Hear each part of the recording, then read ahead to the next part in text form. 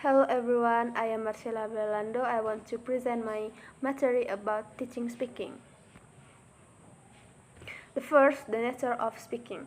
According to Brown, cites that when someone can speak a language, it means that he can carry on a conversation reasonably competently.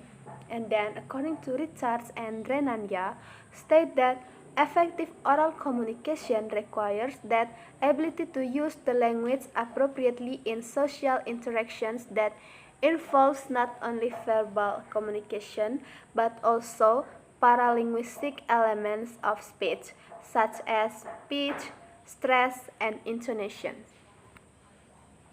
And let's talk about spoken language. The first, spoken English grammar.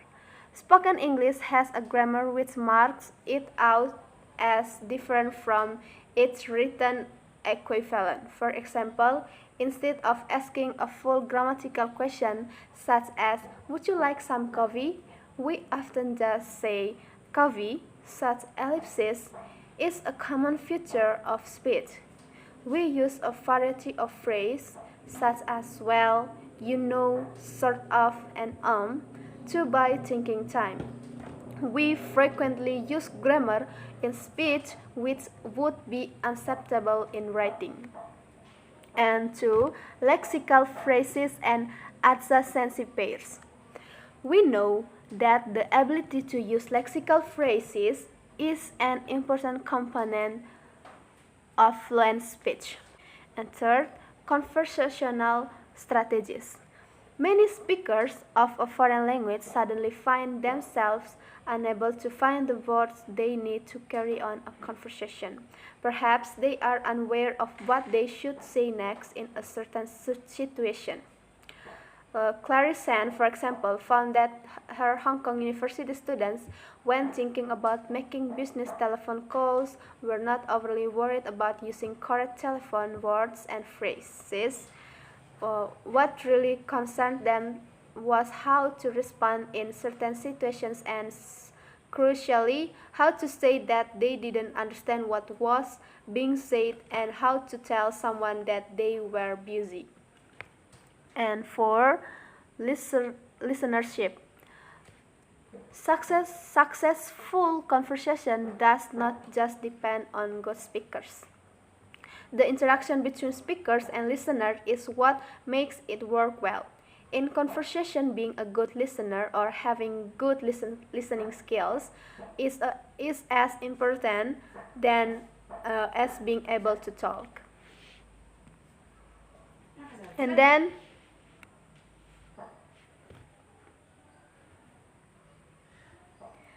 then students and speaking.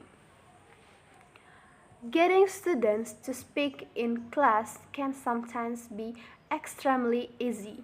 In a good class atmosphere, students who get on with each other and whose English is at an appropriate level will often participate freely and enthusiastically if we give them a suitable topic and task.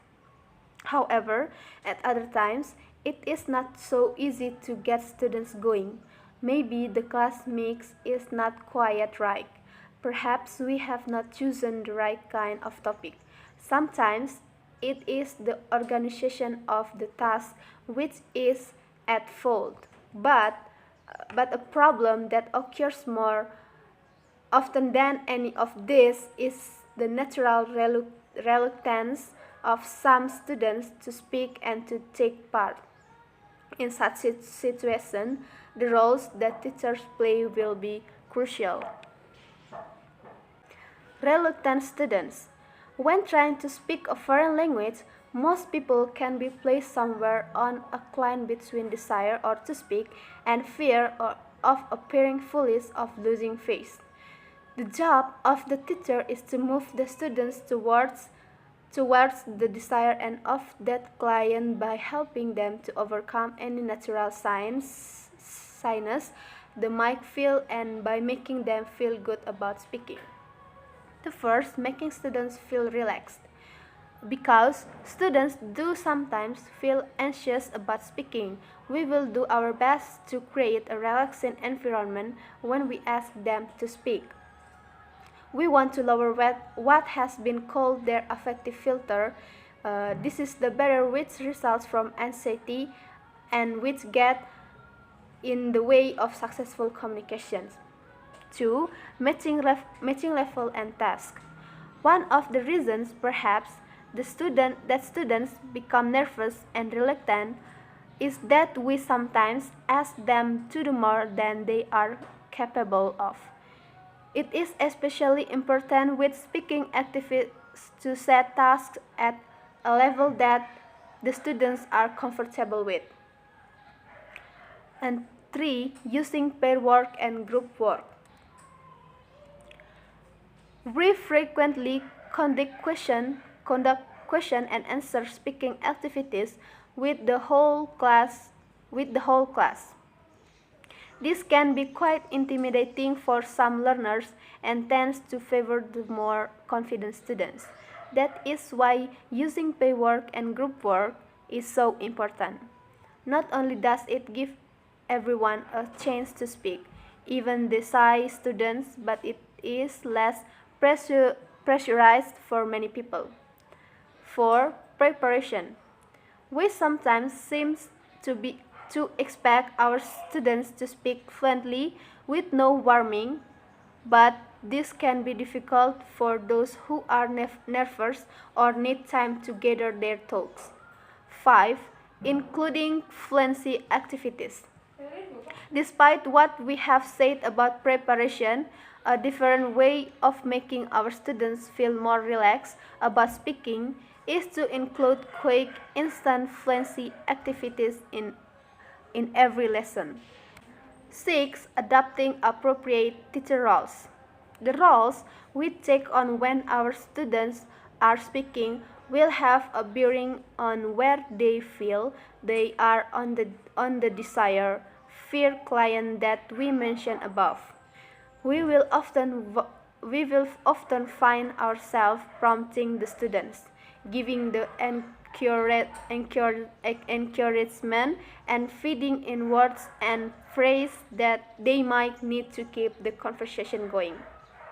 7. Mandatory participation.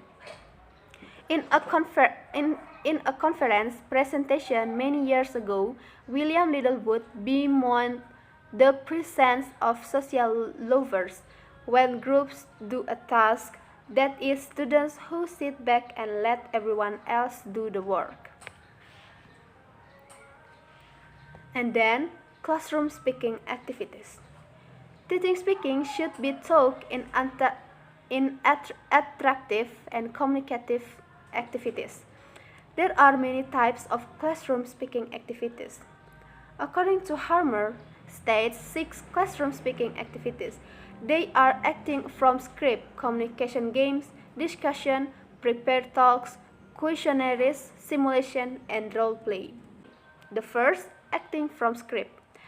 Playing scripts and acting out the dialogues are two kinds of acting scripts that should be considered by the teacher in the teaching and learning process. In the playing scripts, it is important for the student to teach it as real acting. The role of the teacher in this activity is as theater directors, drawing attention to appropriate stress, intonation, and speed.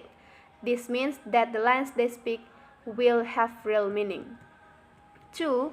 Communication games. Games are designed to provoke communication between students.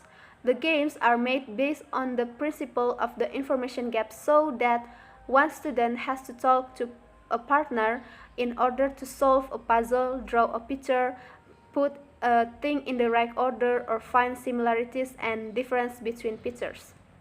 Television and radio games imported into the classroom often provide good fluency activities. 3. Discussion. Discussion is probably the most commonly used activity in the oral skills class. Here, the students are allowed to express their real opinions. And 4. Prepared talks. Students make a presentation on a topic of their own choice. Such talks are not designed for informal, spontaneous conversation because they are prepared and more writing-like. However, it's possible students should speak from notes rather than from a script. 5. Questionnaires. Questionnaires are very useful because they ensure that both questioner and respondent have something to say to each other. Students can design questionnaires on any topic that is appropriate. As they do so, the teacher can act as a resource, helping them in the design process. The results obtained from questionnaires can then form the basis for written works, discussions, or prepared talks. And the last one, simulation and role play. Simulation and role play can be used to encourage general oral fluency or to train students for specific situations. Students can act out simulation as them or take on the role of completely different character and express thoughts and feelings as they doing in the real world. And then, types of speaking performance. According to Brown, describes 6 categories of speaking skill area. Those 6 categories are as follows. That is, the first, imitative. This category includes the ability to practice in intonation and focusing on some particular elements of language form. 2. Intensive. This is the student speaking performance that is practicing some phonological and grammatical aspects of language. 3. Responsive.